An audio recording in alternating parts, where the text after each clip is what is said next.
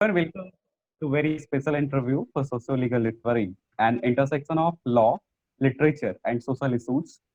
At Socio-Legal Literary, we aim to express, explore, and ask inspired questions about the law and important social issues from an unheard perspective. Interestingly, we also operate in Indian regional languages. Today, I, Rajesh Ranjan, and my teammate Pragya Garg drive great pleasure to have a very special guest, Mr. Tarnav Khitan, with us. Sir, at the foremost, we wish to congratulate you on winning the prestigious Letton Prize for your magnificent research on of great social relevance, in particular equality. And I must say, Professor Khitan is one such person who wishes to have an idea of egalitarian society in Indian context. Sir is the professor of public law and legal theory and the Hackney Fellow in law at the Wadham College. Currently, he is on a special leave for 4 years, where he is a future fellow at the University of Melbourne to work on his research project on the resilience of democratic constitutions with a focus on South Asia. He specializes in legal theory, constitutional law, and discrimination law. His work has been cited by the European Court of Human Rights and reviewed by many leading journals, including Law and Philosophy, Modern Law Review, Oxford Journal of Legal Studies, and finally, we all are aware he helped to draft the Anti-Discrimination Bill of 2017, which was presented by Mr. Shashi Tharoor. His research on discrimination law has also been cited by Indian Supreme Court in the celebrated case of Navteej Singh Johar versus Union of India. धन्यवाद sir आपका आने के लिए और हमसे जुड़ने के लिए। सर एक सवाल जिससे मैं सबसे पहले आने के लिए It's a real pleasure talking to you. Sir एक सवाल जो खास के भाषा को लेकर जब की जाती है कि जो लीगल टेक्निकलिटीज है, जो लॉ की तकनीकी है, वो भारत के गांवों तक नहीं पहुंच पा रही है। हमारी टीम ने भी ऐसे कई सारे हमारे पास भी ऐसे कई सारे फीडबैक आते हैं जिसमें ये कहा जाता है कि भाषा बहुत बड़ी समस्या रही है। जैसे बर्बर राव जो इतने महान पोएट हैं तेलुगु कवि के, और उनको लेकर जितने सवाल किए जा रहे हैं कि लोगों को पता ही नहीं है कि ऐसा क्या है यूएपीए एक्ट में जो उनको जेल से बाहर निकलने पे मुश्किलें खड़ा कर रही है। तो सर आप कैसे देखते हैं इस भाषा की समस्या को, खास के लॉ के टेक्निकलिटीज को समझने की? कानूनी भाषा तो खुद में ही काफी तकनीकी होती है, और भाषा की समस्या तो अगर आपको कानून की भाषा आती भी है तब भी उसकी तकनीकी जो पहलू होते हैं उनके कारण काफी मुश्किल होता है समझना। भारत में हमारे यहाँ ये और ज्यादा मुश्किल है क्योंकि हमारे यहाँ भाषा कानून की भाषा अंग्रेजी है और ज्यादातर लोग अंग्रेजी बोलना या समझना नहीं जानते, तो उसका डबल प्रॉब्लम हो जाता है भाषा के लिए कि ना सिर्फ हम मतलब खाली तकनीकी नहीं, जो ऑर्डिनरी भाषा में भी अगर हम समझाएं, जैसे कानून की सारी व्याख्या जो कमेंटेटर्स न्यूज़पेपर्स में करते हैं, जो आम जनता को कानूनी चीजें समझाने के लिए जो कोशिश होती है मेरे जैसे प्रोफेसर्स की या कानून के जानकारों की, वो भी ज्यादातर अंग्रेजी में ही होती है। इसलिए ये बहुत ज्यादा मुश्किल हो जाता है फिर आम लोगों को समझना कि कानून क्या कर रहा है। और क्योंकि सरकार ज्यादातर एक सेकंड के लिए मैं आपकी परमिशन से आपको बताना चाहूंगा सर कि आपकी जो दबायर पे संविधानवाद की वीडियो है उसको बहुत बार देखा गया है, और मुझे व्यक्तिगत तौर पे 2-3 फीडबैक भारत के ऐसे गांव से आए हैं जो हमारा मुख्य धारा के जो जगह है उन्हें पता नहीं है, लेकिन वो उन्हें ये भी पता नहीं है कि तरनव खीतान कौन है। मैं बहुत माफी के साथ आपको ये बताना चाहूंगा, लेकिन उन्हें ये पता है कि ये वीडियो जो है वो एक अच्छा कोशिश है। तो इस कारण से मैं आपकी बहुत प्रशंसा भी करूंगा इस चीज के लिए और दबायर के लिए भी। आपका बहुत धन्यवाद। वो वीडियो मैंने इसीलिए बनाने की कोशिश की थी कि हम उन लोगों के कानों तक पहुंचे जो संविधान और कानून की बातों को आमतौर पर नहीं सुन पाते हैं। वो वीडियो बनाना काफी मुश्किल था क्योंकि मैं हिंदी का जानकार हूँ, लेकिन बहुत अच्छी हिंदी नहीं है मेरी, लेकिन उसके बावजूद भी उस वीडियो में जो हिंदी मैंने यूज की है वो इतनी भारी भरकम और तकनीकी हिंदी है कि हिंदी जानने वाले भी जानने वालों को भी मुश्किल होगी। मुझे भी काफी शब्द देखने पड़े, तो ये एक स्ट्रगल है। हमें जितना हम एक भाषा को यूज करेंगे कुछ कॉन्सेप्ट्स को के बारे में डिस्कशन करने के लिए, उतनी ज्यादा ही उस भाषा में भी डेवलपमेंट होगा ना उन कॉन्सेप्ट को समझने के लिए। तो इसलिए ये हमें करते रहना पड़ेगा, और कुछ दिक्कतें आएंगी, कुछ मुश्किलें आएंगी, भाषा का डेवलपमेंट भी होगा उस तरह। सर मेरा अगला सवाल है कि सुप्रीम कोर्ट ने 2018 में नवनीत सिंह जौहर बनाम भारत सरकार का जो केस था, उसमें आपके कुछ आर्टिकल्स को रेफर किया था, कुछ लेख को उन्होंने खास के जो हमारा एक आइडिया है इंक्लूसिवनेस सोसाइटी का, एक समतामूलक समाज का, और जो 5 ग्राउंड उन्होंने कोर्ट ने निकाला था, फंडामेंटल चॉइस और इमिटेबल स्टेटस का जो आपका आइडिया था, आपने बहुत डायनेमिक, जिसको हम कह सकते हैं कि एक व्यापक तौर पे आपने इस तरीके को भारतीय संविधान को समझने की एक कोशिश की। मेरा सवाल ये है कि ये आइडिया, ये जो विचार है, वो आपके दिमाग में कहाँ से आया, तब जबकि भारत के किसी न्यायालय में और भारत के किसी सरकारों में ये आइडिया सोच भी नहीं पाया था? मैं आपके सवाल का दो स्टेजेस में जवाब दूंगा। पहले तो मैं थोड़ा जो ये सुन रहे हैं, देख रहे हैं, उनको ये समझाना चाहूंगा कि ये आइडिया क्या है, फिर मैं बताऊंगा कि कहाँ से आया। तो थोड़ा समय देंगे मुझे तो मैं पहले बताता हूँ कि आपने बिल्कुल बिल्कुल। जो दो आइडियाज बोले अंग्रेजी में, जिनको इम्यूटेबिलिटी और फंडामेंटल चॉइस कहते हैं, तो इसका मतलब क्या है कि देखिए, जो एंटी डिस्क्रिमिनेशन लॉ है, जिसको हिंदी में हम भेदभाव विरोधी कानून बोल सकते हैं, तो हम सब एक ऐसा जीवन जीना चाहते हैं जहां हमारे जीवन में अगर सफलता मिले या असफलता मिले, वो हमारे ही गुणों या अवगुणों के कारण मिले। हम ऐसा समाज नहीं चाहते जहां हमारा ना कोई दोष हो, और बिना दोष के अगर हमें असफलता मिले, या बिना किसी गुण के या बिना कुछ मेहनत किए अगर हमें सफलता मिले, तो इंसानों को वो बात गलत लगती है। हमें ये लगता है कि ऐसा नहीं होना चाहिए, ये तो जिसे हमें अंग्रेजी में अनफेयर कहते हैं, ये अनफेयर है। तो अब आपके आपके बारे में बहुत सारी चीजें हैं जो आपके लाइफ की, आपके जीवन की सफलता या असफलता पे उसका कोई असर नहीं पड़ता। ठीक है, तो आपके बाल छोटे हैं, इसका कोई असर नहीं पड़ता। आपका ब्लड ग्रुप मान लीजिए बी पॉजिटिव है या ए पॉजिटिव है या ओ नेगेटिव है, इसका हमारी लाइफ पे कोई असर नहीं पड़ता। आमतौर पे आपका राशिफल क्या है, कन्या राशि है या कोई और राशिफल है, इसका कोई असर नहीं पड़ता। कुछ कुछ पहलुओं में शायद शादी वादी के समय लोग मिलाते होंगे राशियां, पर आमतौर पे आपको ये नौकरी मिलेगी कि नहीं, आपको ये घर मिलेगा कि नहीं, इस पे उसका फर्क नहीं पड़ता। लेकिन कुछ और पहलू हैं हमारे व्यक्तित्व के जिनका असर हमारे लाइफ की सफलता या असफलता पे पड़ता है। और ये चीज होते हैं, जैसे एक तो हमारी जाति या कास्ट। ठीक है, इसका चाहे सीधा सीधा असर आजकल शहरों में कम पड़ता है, लेकिन एक इनडायरेक्ट असर बहुत पड़ता है।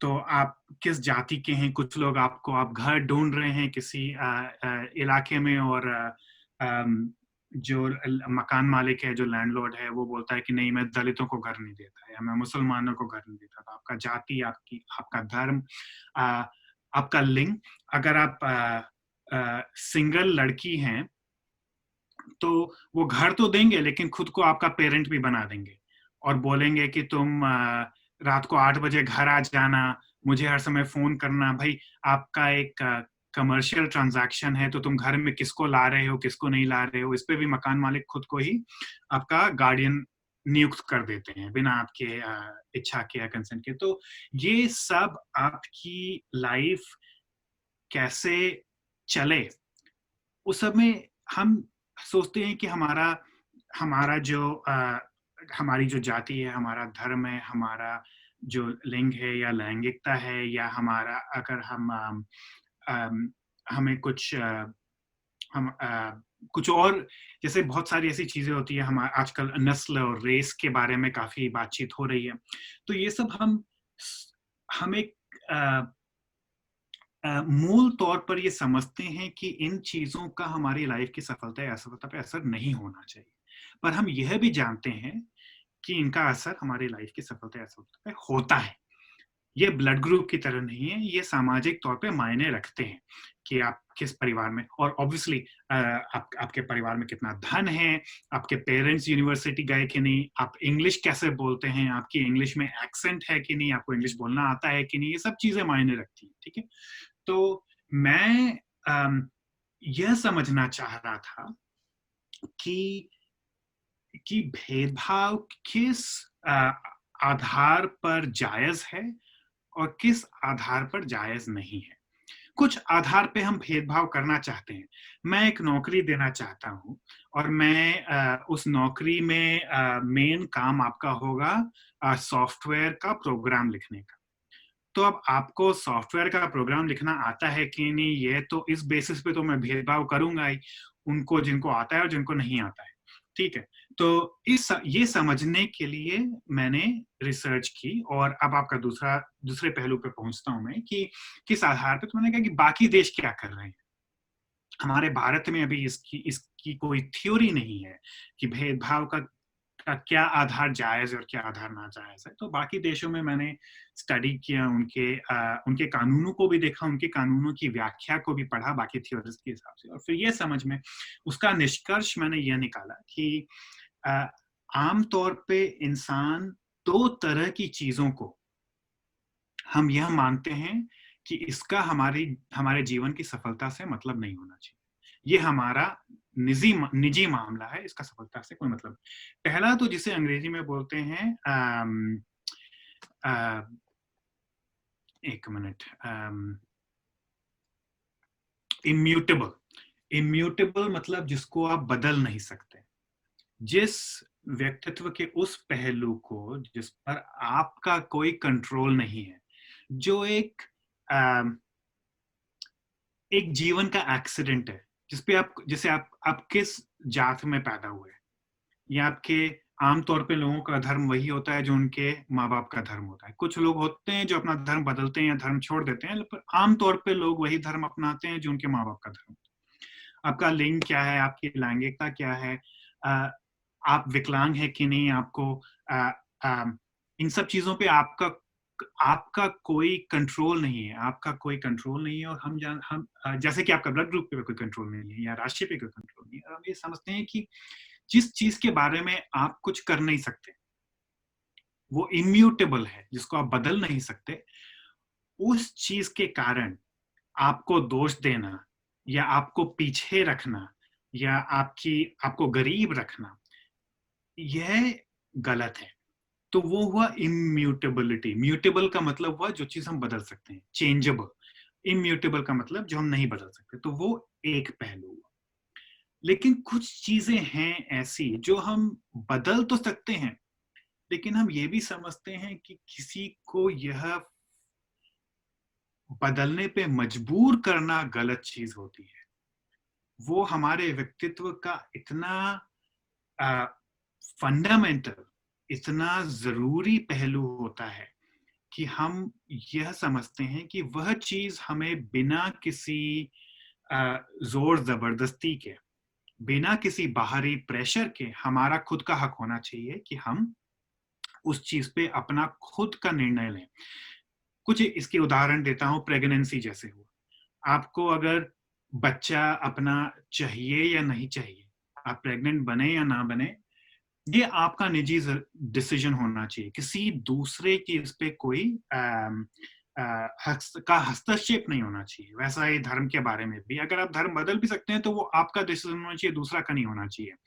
तो कुछ चीजें होती हैं जो हम बदल नहीं सकते, और कुछ चीजें ऐसी होती हैं जो हम बदल तो सकते हैं, लेकिन हम ये समझते हैं एक सोसाइटी के तौर पर कि वो बदलने का हक सिर्फ आपका होना चाहिए, किसी और का नहीं, किसी एम्प्लॉयर का नहीं, किसी मकान मालिक का नहीं, किसी सरकार का नहीं। तो ये दो जो चीजें हैं, फंडामेंटल चॉइस और इम्यूटेबल स्टेटस, इसलिए ये आइडिया था कि जो भेदभाव इन बेसिस पे होते हैं वो गलत है और बाकी भेदभाव परमिटेड हैं, परमिसिबल हैं। बाकी भेदभाव ठीक है तुम करो, लेकिन इन दो चीजों पर भेदभाव मत करो। तो ये आइडिया था मेरी उस थ्योरी के पीछे। आप म्यूटेड हैं, मुझे आपकी आवाज नहीं आ रही। माफ कीजिएगा सर, आपकी थ्योरी को पढ़कर खास के जो हमारे हिंदी के जो लोग देखेंगे उनके लिए मैं ये कहना चाहूंगा कि ये हद तक हमें बताता है कि आपका थ्योरी कि कैसे हम समाज में व्यापक स्तर पर एक परिवर्तन ला सकते हैं और उस परिवर्तन की जरूरत भी है। सर, इसी से दूसरा सवाल मेरा ये है, कुछ आंकड़ों के जरिए मैं सवाल पूछना चाहूंगा। 2017-18 में राष्ट्रीय महिला आयोग के पास 15,381 शिकायतें गई थी। ऐसे ही राष्ट्रीय माइनॉरिटीज कमीशन जो है, अल्पसंख्यक आयोग, और राष्ट्रीय अनुसूचित जाति आयोग के पास भी ऐसी कई सारी शिकायतें गई। और जो भेदभाव की शिकायतें थी, जो मैंडेट 9 है एनसीडब्ल्यू का, उसके अंदर मिसोगैमी, बाइगैमी, ऐसे कई सारी शिकायतें इस आधार पे थी। महिला विरोधी भी थी, जाति विरोधी भी थी। इस सब के बावजूद हमारे पास कोई व्यापक दस्तावेज नहीं है, कॉम्प्रिहेंसिव लेजिस्लेशन जिसे हम कह सकते हैं, जो डिस्क्रिमिनेशन के अगेंस्ट या भेदभाव के अगेंस्ट हो। आपका जो एंटी डिस्क्रिमिनेशन बिल है, भेदभाव विरोधी अधिनियम जो था, जिसे माननीय सांसद शशि थरूर जी ने संसद में लाया था, वो एक प्रयास था इंडिया को, भारत को भेदभाव मुक्त बनाने के लिए, जिसका हम कह सकते हैं कि जिसकी परिकल्पना डॉक्टर बी आर अम्बेडकर ने की थी। ये सर, मेरा सवाल ये है कि ये सारी जो संस्थाएं हैं, क्या वो पर्याप्त नहीं है? या अगर पर्याप्त नहीं है, इस सिचुएशन से ये पता चलता है कि ये पर्याप्त नहीं है, तो जो हमारे चुने हुए जनप्रतिनिधि हैं, या जो सांसद हैं, या जो और भी पॉलिटिकल ऑथोरिटीज हैं, से किसी प्रगतिशील प्रोग्रेसिव जो लेजिस्लेशन है उसे क्यों नहीं आगे बढ़ने देते हैं, उसे क्यों नहीं अनुमति देते हैं, सैंक्शन देते हैं?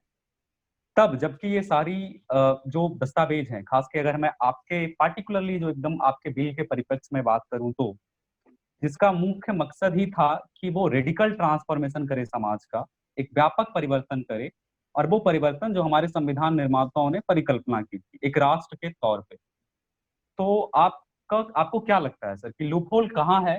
क्या ये संस्थाएं निर्मित तौर पे लूपहोल है, या फिर ये राजनीतिक लूपहोल है? देखिए, भेदभाव भारत में बहुत व्यापक और बहुत ही जटिल मसला है और हमारे संविधान के निर्माता इसकी जटिलता और इसकी व्यापकता को पूरी तरह समझते थे। लेकिन 1950 के जो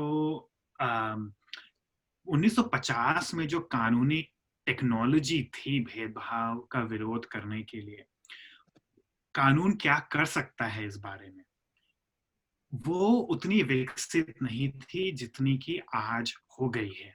और ज्यादातर पश्चिमी देशों के एक्सपीरियंस के कारण, अमेरिका और ब्रिटेन और कनाडा और साउथ अफ्रीका और कुछ दक्षिणी देशों में भी इसकी 30, 40, 50 सालों के उनके जो एक्सपीरियंस रहे हैं डिस्क्रिमिनेशन विरोधी कानून को लेकर, आज के दिन हम उसको पढ़ के समझ सकते हैं कि हमारे संविधान के निर्माताओं ने और जो हमारे 50 के दशक के जो प्रतिनिधि थे, उन्होंने भी कुछ कानून बनाए थे भेदभाव के खिलाफ। लेकिन उन कानूनों में उस जमाने की जो सोच थी कि भेदभाव को कैसे हम हटा सकते हैं, दूर कर सकते हैं, उसी सोच पर निर्भर करता था। तो आज वो सोच बाहर बहुत विकसित हो चुकी है, लेकिन इंडिया में हमने उस मंशा को आगे नहीं बढ़ाया है। तो ये जो कानून मैंने ड्राफ्ट किया था, जिसे शशि थरूर ने पार्लियामेंट में जो प्रेजेंट किया, वो पास नहीं हुआ, पर ये कानून उसी मंशा को 21वीं सदी की कानूनी टेक्नोलॉजी से आगे बढ़ाना चाहती है। तो आपको मैं 2-4 उदाहरण देता हूं कि क्या डिफरेंस है। पहला डिफरेंस ये है कि संविधान के निर्माताओं ने, उसके बाद भी ये जो संस्थाएं बनाई, national commission for women, national SC/ST commission, जो भी है, इन संस्थाओं को संवैधानिक दर्जा तो है पर इनके पावर्स बहुत लिमिटेड है। ठीक है, तो आप 3-4-5 मेंबरों का कमीशन बना देते हो और उनको कंप्लेंट रिसीव करने का, उनके पास आप कंप्लेंट कर सकते हो, लेकिन अगर आपके पास कोई कानून है ही नहीं जो ये बताए कि ये करना गलत है। अब आपको ये जान के पता नहीं आश्चर्य होगा कि नहीं, लेकिन भारत में आज के दिन आपका कोई मकान है जो आप भाड़े पे देते हो और आप सरकारी आदमी नहीं हो, आप एक प्राइवेट आदमी हो, आपका आपका आपका एक फ्लैट है दिल्ली में जो आप भाड़े पे लगाते हो, तो आप कानूनी रूप से आप कोई भाड़ेदार आए जो मकान लेना चाहता है, उसको आप बोल सकते हो कि भाई मैं मुसलमानों को नहीं देता, या मैं तो जो भी भेदभाव के जो ग्राउंड्स होते हैं, उस पे आप कानूनी रूप से आपको उनको मना करना वाजिब है। इसके खिलाफ कोई कानून नहीं है अगर आप प्राइवेट आदमी हो तो, ठीक है। तो जब ये कानूनी रूप से गलत ही नहीं है तो आप कंप्लेन क्या करोगे? तो इतनी सारी जो आपने आंकड़े बताए, वो आंकड़े हैं जो कानून के दायरे में आते हैं, लेकिन ज्यादातर जो भेदभाव होता है उसके खिलाफ भारत में अभी कोई कानून ही नहीं है। जो कानून है वो जैसे कि एक 1955 का एक अधिनियम है, civil protection of civil rights act, ठीक है, उसमें वो अनटचेबिलिटी के खिलाफ वो कानून है। अनटचेबिलिटी के कुछ प्रैक्टिसेस जो होते थे, जैसे दुकान में बर्तनों को अलग रखना, वो सब के खिलाफ। तो एक तो वो कास्ट के जो सभी तरीके के भेदभाव होते हैं और खासकर जो इनडायरेक्ट भेदभाव का आजकल बहुत प्रचलन हो गया है, वह बिल्कुल कवर नहीं करता। वो एक बहुत ही संकीर्ण दायरा है उस कानून का। और दूसरा प्रॉब्लम है कि चाहे वो आप 89 का अट्रोसिटीज एक्ट ले लीजिए या फिर आप 1955 का सिविल राइट्स प्रोटेक्शन एक्ट ले लीजिए, ये सब क्रिमिनल कानून है। अब आपको शायद लगे कि भाई क्रिमिनल कानून तो अच्छा होता है क्योंकि सरकार इसको ज्यादा सीरियसली ले रही है, लेकिन दुनिया भर में आप किसी भी देश का एक्सपीरियंस देख लीजिए, भेदभाव के खिलाफ क्रिमिनल कानून कहीं काम नहीं करता।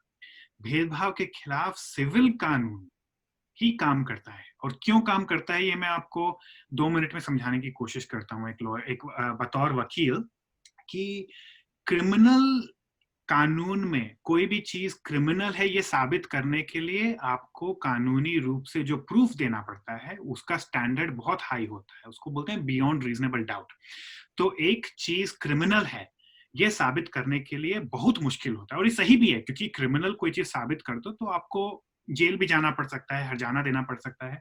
तो ये जरूरी है कि उसका स्टैंडर्ड ऑफ प्रूफ बहुत हाई रहे। एक सिविल कोर्ट में स्टैंडर्ड ऑफ प्रूफ को हम अंग्रेजी में बोलते हैं बैलेंस ऑफ प्रोबेबिलिटीज, कि 50% से ज्यादा चांस है कि हाँ ये हुआ होगा, तुमने ये बोला होगा कि तुम मुसलमान हो, तुमको घर नहीं देंगे, तो 50% से ज्यादा भी 91% साबित कर दो कि इसने कहा था, तो वो साबित हो जाता है सिविल कोर्ट में। लेकिन 91% में क्रिमिनल कोर्ट सेटिस्फाइड नहीं होगी कि ये साबित हो गया, ठीक है। तो एक तो साबित करना बहुत मुश्किल है, दूसरा क्रिमिनल केस आप विक्टिम नहीं चलाता, क्रिमिनल केस पुलिस और प्रोसिक्यूशन सरकारी लोग चलाते हैं।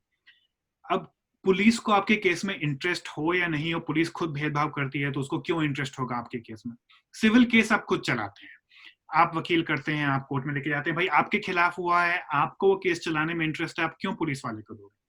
और तीसरा, क्रिमिनल केस में उसको सजा हो भी जाती है तो आपको क्या मिला?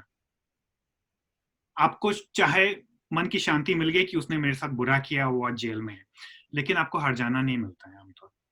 सिविल केस में फोकस आपके ऊपर है कि भाई तुम्हारा क्या नुकसान हुआ, और उसका आपको हर्जाना भी मिलेगा, आपको अपॉलजी भी मिलेगी।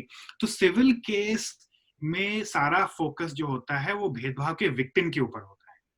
क्रिमिनल केस में सारा फोकस होता है जिसने भेदभाव किया, उसका इंटेंशन, उसका मोटिव, सब कुछ आपको साबित करना पड़ेगा। तो इसलिए क्रिमिनल केस कहीं भी सफल नहीं हुआ है दुनिया में। सारे देश जो शुरू में क्रिमिनल कानून था, उन सब ने उन कानूनों को सिविल कानून में बदल दिया है। इंडिया में आज भी जो थोड़े बहुत कानून हैं भेदभाव के खिलाफ, वो ज्यादातर कास्ट के ऊपर हैं, वो सारे क्रिमिनल कानून। ये जो मैंने कानून पेश किया है, ये एक सिविल कानून है। ये एक बहुत ही ये एक भेदभाव जो एक्चुअल में भेदभाव जो रूप लेता है, खासकर भारत के कॉन्टेक्स्ट में। अब विदेशी देशों में बॉयकॉट की प्रॉब्लम नहीं है कि दो जाति के लड़की लड़कों ने एक कपल ने शादी कर ली तो सारा गांव उनका बॉयकॉट कर रहा है। लेकिन वो इंडिया में भेदभाव का एक रूप बॉयकॉट भी है। इंडिया में भेदभाव का रूप ये भी है कि माँ बाप खुद ही किडनैपिंग का केस फाइल कर देते हैं। तो ये सब एक इंडियन कानून में आपको इंडियन कॉन्टेक्स्ट में समझना पड़ेगा कि भेदभाव कैसे किया जाता है। और ये कानून एक बाकी देशों से हमने समझा है कुछ चीजें जो वहां काम हुई, लेकिन हमने इंडियन कॉन्टेक्स्ट में भी 3 साल तक मैंने काफी कंसल्टेशन किया, वर्कशॉप किया, इंडियन एक्टिविस्ट से बातें की और समझा कि भाई एक इंडियन कॉन्टेक्स्ट में कैसा कानून चलेगा जो कारगर हो। क्योंकि कानून तो हम बहुत बनाने में एक्सपर्ट हैं, लेकिन खाली कानून बनाने से समस्या नहीं चलेगी। कारगर कानून बनाना पड़ेगा जो हमारे कॉन्टेक्स्ट को समझे और ये निश्चित करे कि ये कानून खाली कागजी कानून नहीं होगा, ये एक्चुअली समाज में कुछ बदलने की कोशिश कर सकते। तो वो कानून मैंने बनाया। अब ये क्यों पास नहीं हुआ, ये तो देखिए कोई भी नया कानून लाना एक आसान काम नहीं होता, टाइम लगता है।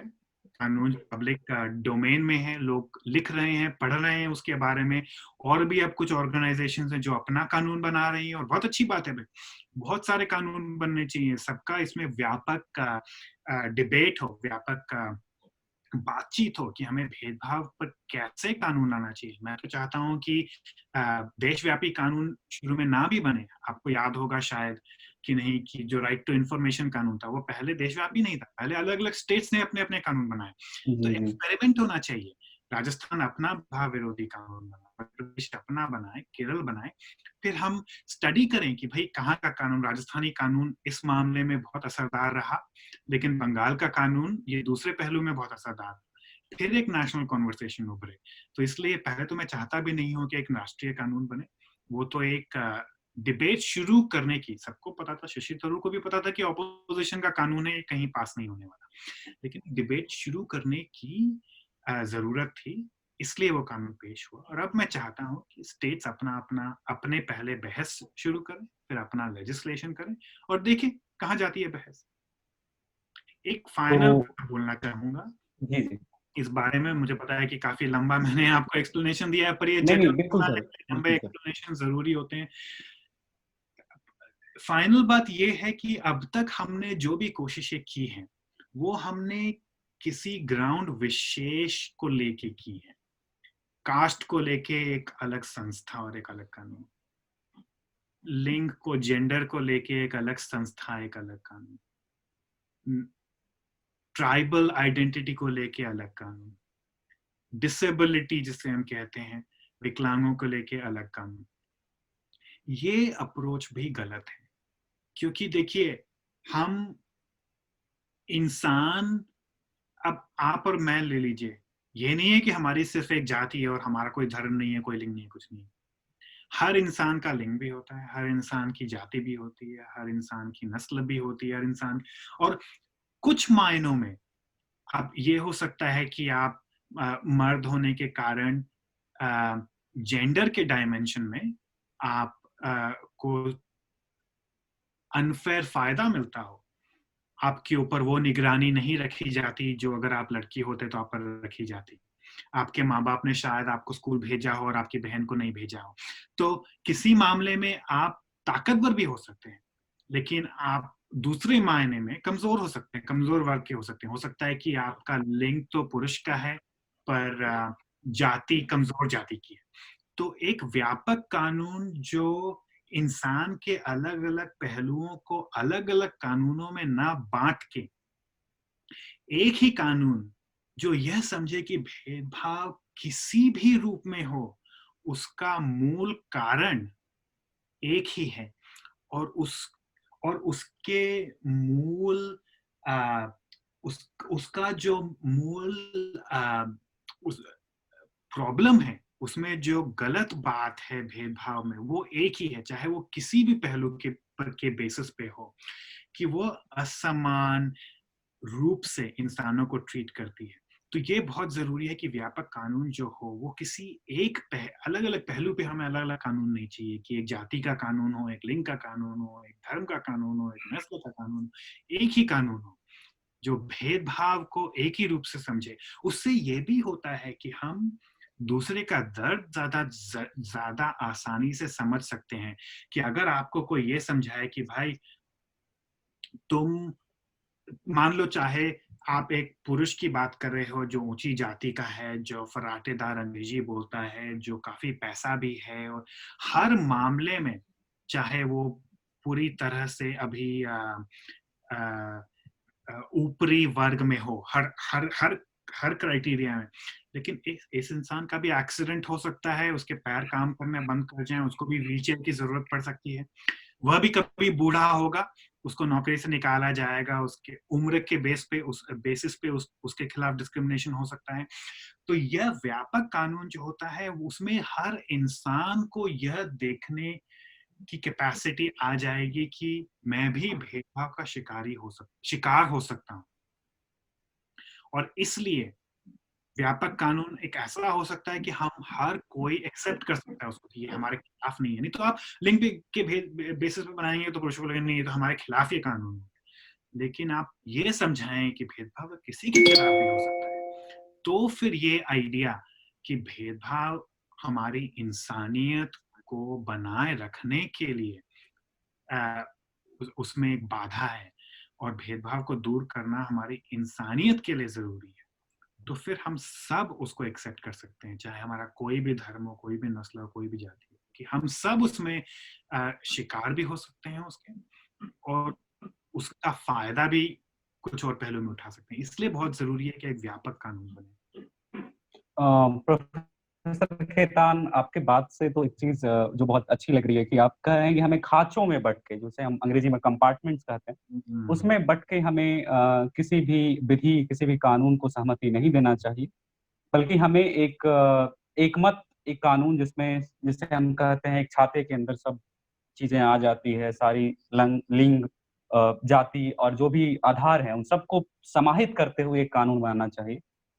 तो ये बहुत बड़ी बात प्रोफेसर खेतान अभी हमसे कर रहे हैं कि हमें एक रूप से एक समाज के तौर पे, समतामूलक समाज के लिए समता को ही आधार बनाना चाहिए और किसी और भी आधार के को हमें बहिष्कार करना चाहिए। प्रज्ञा, आपके सवाल अब सर से। जी, तो सर आपने मेंशन किया है एक बार किसी आर्टिकल में मैं पढ़ रही थी कि आपने कहा है कि पेट्रियार्की जो है वो तब तक खत्म नहीं होगी हमारी सोसाइटी से जब तक हम पुरुष और महिला के जो काम है, जो जेंडर रोल्स हैं, उनको हम अलग नहीं कर देते हैं। मतलब जब तक the patriarchy will not and unless the women as well as men are liberated from the gender roles। कि कुछ काम जो हैं वो हमारी सोसाइटी में महिलाओं के लिए बांटे गए हैं एंड कुछ काम जो हैं जो पुरुष के लिए बांटे गए हैं। तो सर इसमें जब मैं सोचने बैठी तो सर कस्टम्स जो हैं वो भी हमारे जो देश के एंशियंट टाइम से चलते आए हैं, जो कस्टम्स होते हैं तो उनको भी law of the land consider किया जाता है हमारे संविधान में। तो सर हम प्रेजुडिसेस और डिस्क्रिमिनेशन को कैसे अलग अलग कर सकते हैं, जबकि कुछ कस्टम्स को भी हम मानते हैं कि हाँ वो लॉ है, पर और फिर हम कहते हैं कि डिस्क्रिमिनेशन, तो वो जो लाइन होती है, where do we draw that line that from here prejudices stop and the discrimination starts। So यही सवाल था मेरा आपसे कि किसी जब कोई हिंदू लड़की किसी मुस्लिम लड़की से शादी करती है और उसको जब शेम से गुजरना पड़ता है, या फिर अभी रिसेंटली सबरीमला टेम्पल का जो जजमेंट था उसमें किस तरीके से औरतों को पहले नहीं जाने की अनुमति थी। अब तो कहाँ पे इंडिविजुअल चॉइसेस और प्रेजुडिसेस का वैल्यू है एंड कहाँ वो डिस्क्रिमिनेशन में बदल जाता है, इसका डिफरेंस। अच्छा, तो अगर मैं आपकी बात को थोड़ा सा घुमा के समझाऊं, तो मेरे हिसाब से प्रेजुडिस जो है और कस्टम है उसमें थोड़ा फर्क करना पड़ेगा। तो पहले तो मैं ये साफ करना चाहता हूँ कि सारे कस्टम्स कानूनी नहीं है। कुछ कस्टम्स कानूनी है जिनको कानून अपना स्टैंप लगा के कानूनी वैधता देता है। और ये कस्टम्स ज्यादातर पारिवारिक मामलों से रिश्ता रखते हैं, जैसे प्रॉपर्टी किस लाइन में जाएगी, कहाँ, जैसे कुछ समुदायों के कस्टम्स होते हैं कि जो अगर कोई बिना वसीयत के मर गया है तो उसकी प्रॉपर्टी उसके लड़कों को नहीं बल्कि लड़कियों को जाएगी, जो कुछ केरला में ऐसी सोसाइटीज हैं। तो कस्टम का रोल वहां आता है और आज के दौर में वह रोल कस्टम्स का सिकुड़ता जा रहा है, क्योंकि इतना कुछ अब लोकसभा ने कानून पास करके अगर कानून कस्टम के लिए कोई एक्सेप्शन ना बनाए तो जो कानून होता है वो वही मान्य होता है, कस्टम मान्य नहीं होता। तो ये बात नहीं है कि सारे कस्टम्स कानूनी हैं। कुछ कस्टम्स हैं उसमें भी भेदभाव होता है। अब जैसे ज्यादातर औरतों के खिलाफ जो कुछ कस्टम्स हैं जिनमें भेदभाव होता है, लेकिन जितने भी कानून हैं वो सब हमारे संविधान का जो आर्टिकल है, आर्टिकल 25, जो प्रावधान है आर्टिकल 25, वह प्रावधान कहता है कि किसी भी कानून में कोई भी भेदभाव नहीं हो सकता, वो गैर संवैधानिक है। तो चाहे वो कानून हमारे लोकसभा या विधानसभा ने पास किया है या किसी कस्टम को कानूनी दर्जा दे दिया हो, बात एक ही है। कस्टम भी भेदभाव नहीं कर सकता, कानून भी भेदभाव नहीं कर सकता संवैधानिक रूप से। ये बात बिल्कुल साफ है और इसमें कोई दो राय नहीं हो सकती। तो वो बात को एक तरफ रख दीजिए। चाहे वो, हाँ, ये हो सकता है कि कुछ कस्टम्स को किसी ने कोर्ट में चैलेंज नहीं किया, बोला नहीं कोर्ट को कि इसको आप बदलो, या ये हो सकता है कि कोर्ट ने गलत डिसीजन दे दिया हो, कोई कस्टम भेदभाव करता है पर कोर्ट ने कहा नहीं है तो ठीक है चलो अभी चलने दो, तो वो अलग बात है। लेकिन संवैधानिक रूप से कस्टम को कानून का दर्जा दिया हुआ कस्टम हो या क्या एक विधानसभा या लोकसभा का पास किया हुआ कानून हो, कोई भी भेदभाव नहीं कर सकता। ये बात क्लियर है। अब आप जो ये प्रेजुडिस की बात कर रहे हो, देखिए प्रेजुडिस को हम हिंदी में पक्षपात बोल सकते हैं। जो भेदभाव का बेसिस काफी बार पक्षपात होता है। तो हमारे दिमाग में यह बैठा हुआ हो कि हमसे जो मैं नीची जाति, इन्वर्टेड कोटेशंस में कह रहा हूँ कि ये लेबल लगाया जाता है ऊंच नीच का, पर वह तो मतलब इंसान का बनाया हुआ लेबल है।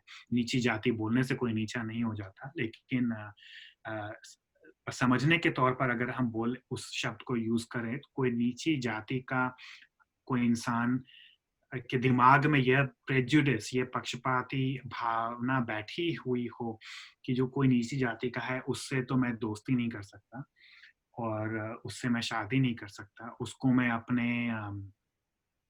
अपनी फैक्ट्री में काम नहीं दे सकता और उसको अपने घर में इनवाइट नहीं कर सकता, यह प्रेजुडिस हुआ। ठीक है।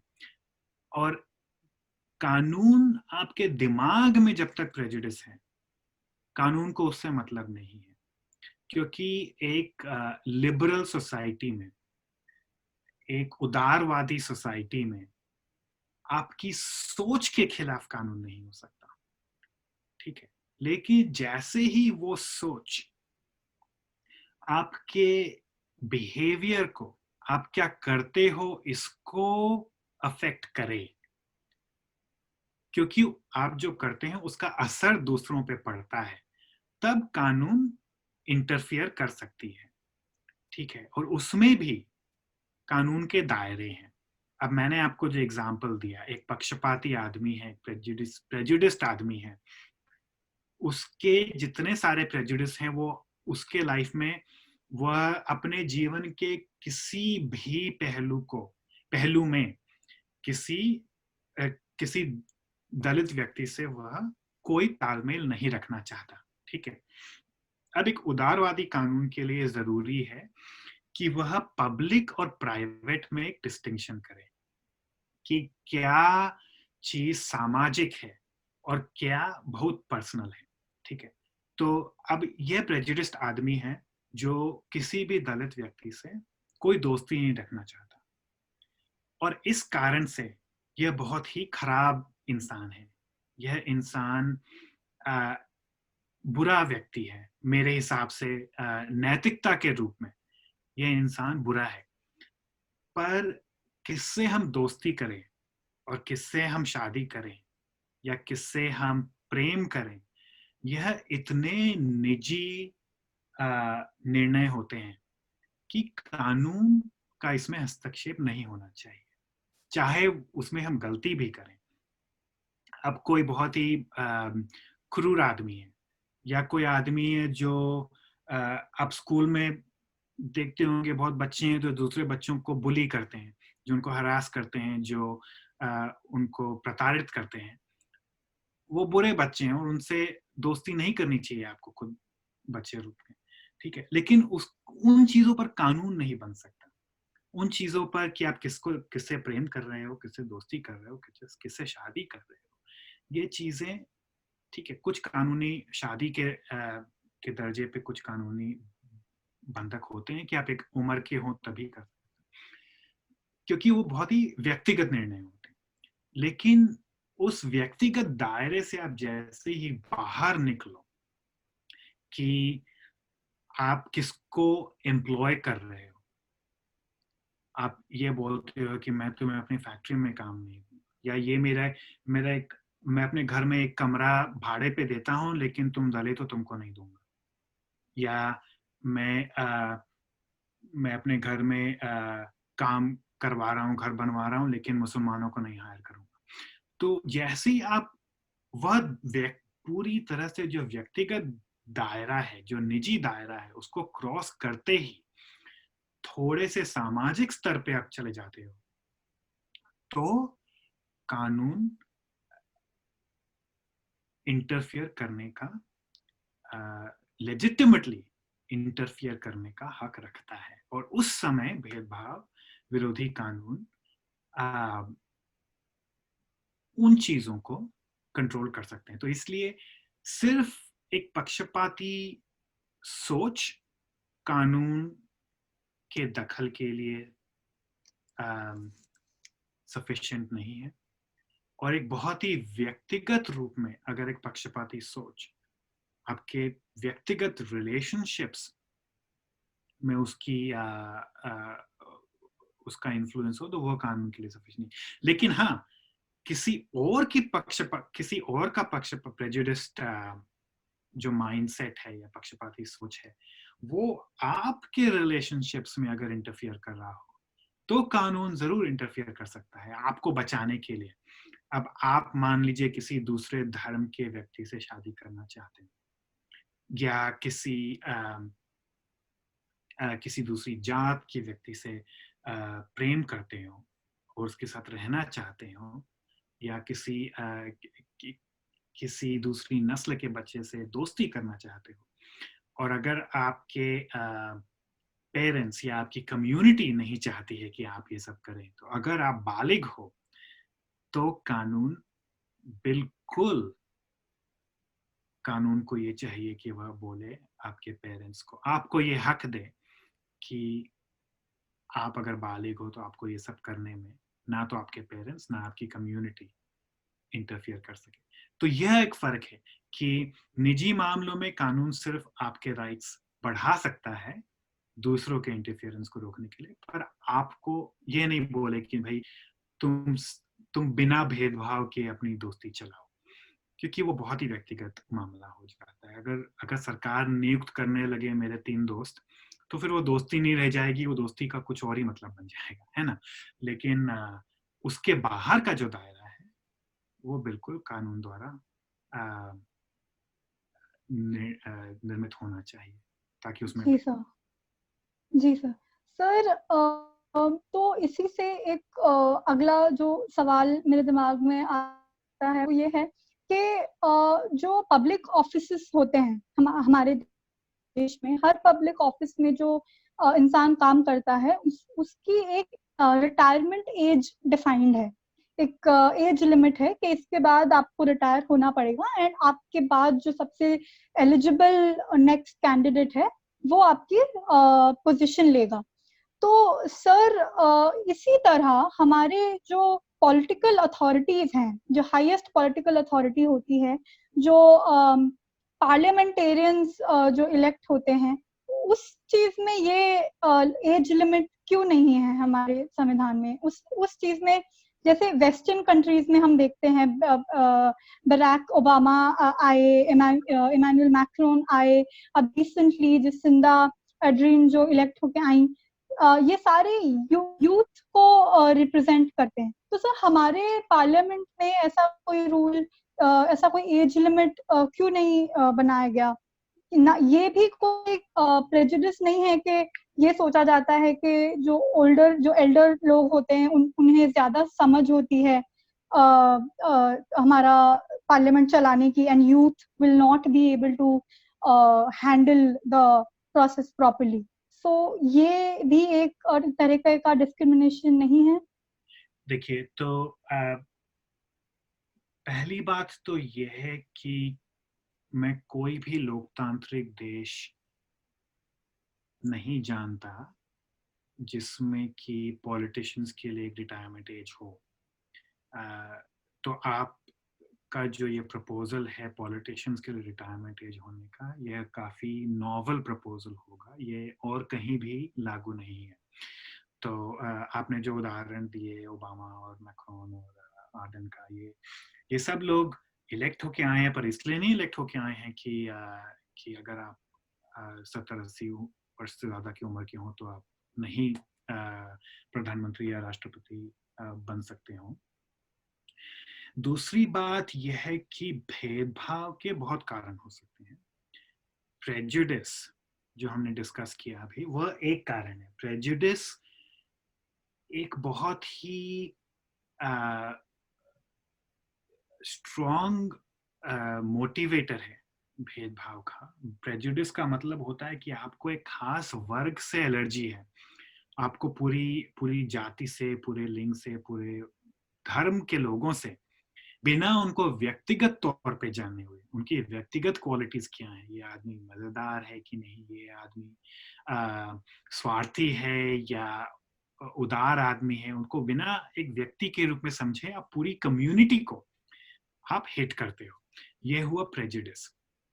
लेकिन एक और आइडिया होती है जो हम भेदभाव का कारण काफी बार देखते हैं उसको काफी चीजों में, और उसको हम बोलते हैं स्टेरियोटाइप। इसका हिंदी मुझे नहीं पता, लेकिन आप दोनों में से किसी को, राजेश आपको पता हो या प्रज्ञा को पता हो तो पूर्वाग्रह सर, पूर्वाग्रह। तो स्टेरियोटाइप क्या होता है कि आप उस ग्रुप को हेट नहीं करते, लेकिन कोई व्यक्ति, कोई बंदा या बंदी एक ग्रुप का मेंबर हो तो उस कारण से आप उसके बारे में कुछ अजम्पशंस अपने दिमाग में ले आते हो, और ये अजम्पशंस नेगेटिव भी हो सकते हैं, पॉजिटिव भी हो सकते हैं, लेकिन ये एविडेंस बेस्ड नहीं होते। तो अब जैसे कुछ लोगों को एक स्टेरियोटाइप उनके दिमाग में होता है कि कुछ धर्म के लोग वायलेंट होते हैं, ठीक है, या कुछ नस्ल के लोग ज्यादा वायलेंट होते हैं। तो ये प्रेजुडिस नहीं है, क्योंकि ये प्रेजुडिस पे बेस्ड हो सकता है, इसके कारण आप हो सकता है उस पूरे नस्ल के, उस पूरे धर्म के लोगों को हेट करते हो, लेकिन ये एक स्टेरियोटाइप है कि आपने एक अपना अजम्पशन बना लिया है कि मान लीजिए आपके लाइफ में कभी एक घटना हो गई हो जब किसी उस धर्म के एक व्यक्ति ने आपके साथ मारापीटी कर ली हो, या आपने कुछ अखबार में पढ़ लिया हो जिसके कारण आपकी ये धारणा बन गई है, या हमारे समाज में एक स्टेरियोटाइप है कि औरतें ज्यादा केयरिंग होती हैं, वो बच्चों की ज्यादा अच्छा देखभाल कर सकती हैं। तो ये धारणा एक स्टेरियोटाइप इसलिए है क्योंकि बहुत औरतें ऐसी होती हैं जो नहीं केयरिंग होती, और बहुत मर्द ऐसे होते हैं जो बहुत केयरिंग होते हैं। लेकिन एक स्टेरियोटाइप है कि पुरुष केयर नहीं कर सकते, एक माँ ही केयर कर सकती है। या और स्टेरियोटाइप्स के उदाहरण दूं तो एक स्टेरियोटाइप होता है कि जिन जिन लोगों का वजन ज्यादा होता है, जो मोटे होते हैं, वो मजेदार होते हैं, ठीक है। लेकिन तो ये एक स्टेरियोटाइप है। आप एक पूरे वर्ग के बारे में एक धारणा बना लेते हो, एक अजम्पशन कर लेते हो, पूर्वाग्रह कर लेते हो, और वो किसी उस वर्ग के मेंबर के खास मेंबर के बारे में सच भी हो सकता है, झूठ भी हो। और स्टेरियोटाइप्स में ये जरूरी नहीं है कि स्टैटिस्टिकल तौर पे वो गलत ही हो, काफी बार सच भी होते हैं। जैसे एक स्टेरियोटाइप होता है कि आमतौर पे एक औसत पुरुष एक औसत महिला से ज्यादा लंबा होगा। अब ये स्टेरियोटाइप है, पर ये सच्ची स्टेरियोटाइप है। अगर आप औसत तौर पे देखें, स्टैटिस्टिकल तौर पे देखें, तो ये सच है। एक औसत पुरुष एक औसत महिला से ज्यादा ताकतवर होगा, ठीक है। लेकिन अगर आप इन स्टेरियोटाइप्स को इंडिविजुअल्स के बारे में डिसीजन लेने के लिए यूज करने लगे, तो आप गलत निष्कर्ष पे पहुंचेंगे। क्योंकि जो औसत पुरुष है और जो आपके सामने जो पुरुष है, या जो औसत महिला है और आपके सामने जो महिला है, उसमें बहुत फर्क है। जो आपके सामने जो महिला और पुरुष है, उसमें हो सकती है महिला ज्यादा ताकतवर हो और ये पुरुष ज्यादा केयर कर सकता हो। लेकिन आप स्टेरियोटाइप बेस करके अगर आप डिसीजन लें, तो वो आप गलत डिसीजन लेंगे। तो यही स्टेरियोटाइप, अब मैं एज के बारे में, आपने जो एज का सवाल उठाया उस पर डिस्कशन करता हूँ। रिटायरमेंट एज एक स्टेरियोटाइप पे बेस्ड है, और वो स्टेरियोटाइप ये है कि एक उम्र के बाद लोगों की काम करने की कैपेसिटी खत्म हो जाती है या कम हो जाती है, या उनका दिमाग उतना शार्प नहीं रहता। तो एक्चुअली विदेशों में भेदभाव विरोधी कानून के कारण बहुत देशों में जो रिटायरमेंट कानून है एम्प्लॉयमेंट के मामलों में भी, वो गैर कानूनी डिक्लेयर कर दिए गए हैं। बहुत सारे देशों में अब रिटायरमेंट कानून खाली राजनीतिकों के लिए नहीं, बाकी मतलब इश्यूज पर भी अब खत्म किए जा चुके हैं। तो अब यह नहीं देखा जाता कि तुम 75 के हो गए हो कि 70 के हो गए और रिटायर हो जाओगे। यह पूछा जाता है कि तुम में काम करने की एक सफिशिएंट लेवल पे, इस काम के जो रिक्वायरमेंट्स हैं, अब जैसे पायलट्स का एक रिटायरमेंट एज होता था, ठीक है। अब वो इसलिए होता था कि ये सोचा जाता था कि एक एज के बाद आपकी आंखों की रोशनी कम हो जाती है, आपके जो तुरंत रिएक्ट करने की एबिलिटी है वो कम हो जाती है। अब डायरेक्टली वो जो चीज चाहिए काम करने के लिए, जो गुण चाहिए, अब डायरेक्टली एयरलाइंस को वो चेक करना पड़ता है। तो आपको अगर एक पर्टिकुलर लेवल के ताकत की जरूरत है, अब भारी सामान उठाने का काम है, तो आप ये टेस्ट करो कि ये जो व्यक्ति है वो ये सामान आराम से उठा पाता है कि नहीं। ये मत देखो कि उसकी उम्र कितनी है, कि उसका लिंग क्या है। वो स्टेरियोटाइप बेस्ड डिसीजन हो गया। तो यही बात मैं आपके जवाब में बोलूंगा कि उम्र, देखिए कुछ चीजें हैं, कुछ कॉन्टेक्स्ट हैं जिसमें हम स्टेरियोटाइप को इस्तेमाल करना जरूरी है, क्योंकि अदरवाइज वो इतना खर्चीला हो जाएगा। अब जैसे अगर आप समझ की बात लें, तो हम ज्यादातर ये अज्यूम कर लेते हैं कि 18 वर्ष की उम्र के, या कुछ देशों में 16 है मेजॉरिटी की एज, कुछ में 18 है, उससे कम आयु के बच्चों में वह समझ नहीं होती जिससे कि वो कुछ काम कर सकें, जैसे कि शादी के लिए अपना पार्टनर चुनना, या कुछ टाइप के कॉन्ट्रैक्ट्स करना, या कुछ प्रॉपर्टी खरीदना। हम ये स्टेरियोटाइप के बेसिस पे मान लेते हैं कि उनकी समझ नहीं है। इसका मतलब ये नहीं है कि कोई 12 साल का बच्चा बहुत समझदार नहीं हो सकता, बिल्कुल हो सकता है।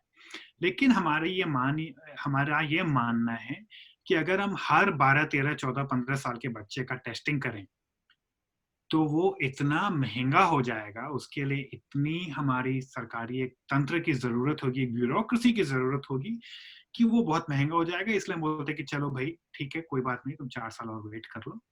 एक हम stereotype based sharp line divide करते थे कि 18 साल हम मान के चलेंगे, ठीक है। लेकिन जो दूसरी तरफ जो रिटायरमेंट एज में भी अब पायलटों के लिए ये अब वो पहले 60 साल होती थी, अब वो 70-75 हो गया है। तब तक आप आई टेस्ट करते रहो, उसके बाद अब मान लेते हैं कि भाई अब तुम 75 पार करने के बाद अब हम मान लेंगे कि भाई तुम्हारी आईसाइट ठीक नहीं है, नहीं तो फिर अब बार बार टेस्टिंग करना बहुत महंगा पड़ जाता है। तो क्वेश्चन ये है, तो भेदभाव विरोधी कानून ये नहीं बोलता कि स्टेरियोटाइप बिल्कुल कभी भी आप किसी भी कॉन्टेक्स्ट में यूज नहीं कर सकते, लेकिन आपको ये दिखाना पड़ेगा कि वो स्टेरियोटाइप को यूज करने से आपका काम ही नहीं चलेगा उसको यूज किए बिना। और बहुत बार ऐसा भी होता है कि हम स्टेरियोटाइप को यूज कर रहे हैं प्रेजुडिस को छुपाने के लिए। आपका एक्चुअल में जो मंशा है वो तो है कि हम इस कम्युनिटी को हेट करते हैं, और आप उस पर पर्दा डालने के लिए बोल रहे हो कि नहीं नहीं, इस कम्युनिटी के लोग तो पढ़े लिखे नहीं होते या इनको इंग्लिश नहीं आती। भाई पहले तो ये सवाल पूछो कि तुम जो जॉब तुमको चाहिए उसमें पढ़ा लिखा होना क्या जरूरी है? और तुम बोल रहे हो ग्रेजुएशन की डिग्री, तो भाई ग्रेजुएशन की डिग्री और सामान उठाने में क्या कोई मेल ही नहीं है। तो वही बात एज के लिए भी है कि आप सीधे सवाल पूछो कि आप देश चलाने के काबिल हो कि नहीं। जनता को ये सवाल पूछना चाहिए।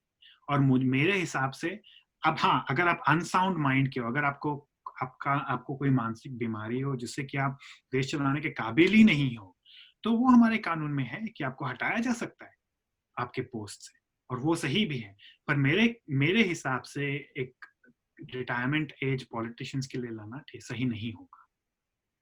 वो एक्चुअली एक भेदभाव का एग्जाम्पल होगा अगर हम रिटायरमेंट एज लाएं तो, क्योंकि हम फिर यह भेदभाव करेंगे कि हम ये समझेंगे कि अगर आपकी एक उम्र हो गई हो 70 वर्ष की या जो भी, तो हम अज्यूम कर लेंगे बिना देखे आपकी क्या कैपेबिलिटी है कि आप देश चलाने के काबिल हैं। वो गलत है। जी सर। जी सर, सो आज के डिस्कशन से मुझे यही सीख मिली कि जैसे आपने भी कहा है एक बार कि मेजॉरिटी और माइनॉरिटी के बारे में बात नहीं है, उनके एटीट्यूड के बारे में बात है, उनकी क्या सोच है वो मैटर करती है। तो जो पेट्रियार्की है वो खत्म नहीं होगी जब सिर्फ अगर हम लोग जो औरतों से अटैच स्टीरियोटाइप्स हैं अगर वो हटा दें। तो पेट्रियार्की तब खत्म होगी जब हम दोनों औरत और पुरुष के जो जेंडर रोल्स हैं उनको अगर हम लिबरेट कर दें, उनको अगर हम हटा दें उनसे, कि हर इंसान हर काम कर सकता है अगर वो काम सीख ले और वो चाहता है वो काम करना। तो सर, इसी होप के साथ के जो B.R. अम्बेडकर ने जो एनविजन किया था हमारे कंट्री का फ्यूचर, हमारे कंट्री का ग्रोथ, और वो हम जल्द ही आपकी जो इंटरप्रिटेशन है कॉन्स्टिट्यूशन की उससे हम जल्दी उसे पाएं, और जो आपका इनक्रेडिबल सेंस है इस तरीके से जो आपने डिस्क्रिमिनेशन को समझा है, जो स्टीरियोटाइप को समझा है, जो प्रेजुडाइज को समझा है, क्यों वो जरूरी भी है कहीं जगह और क्यों वो कहीं जगह से हटाने भी चाहिए। तो बहुत बहुत शुक्रिया कि आपने हमें इतना कुछ सिखाया, और राजेश सर ने कुछ लिखा है आपके लिए तो वो।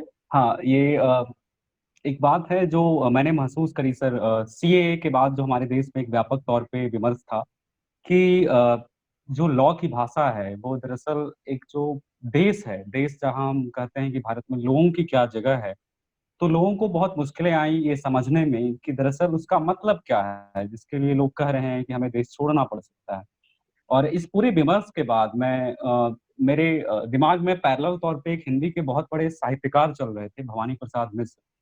माना जाता है सर कि उनसे बड़ा कोई साहित्यकार नहीं हुआ जिसे जमीनी समझ बहुत अधिक हुई हो। तो उनकी एक कविता है जिसको मैं आपके लिए और खास के उन लोगों के लिए जो देश से बाहर रहकर देश की जमीनी सच्चाई को ऐसे लिख रहे हैं, समझ रहे हैं और लोगों को बताने की कोशिश कर रहे हैं, न सिर्फ अकादमिक तौर पर बल्कि एक सामाजिक तौर पर भी ऐसे मुद्दों को ला करके कि वो कविता है सर, देश हो या विदेश, मेरा हो कि तेरा हो बिसद विस्तार चाहे एक घेरा हो, तू जिसे छू दे दिशा कल्याण हो उसकी, तू जिसे गा दे सदा वरदान हो उसकी।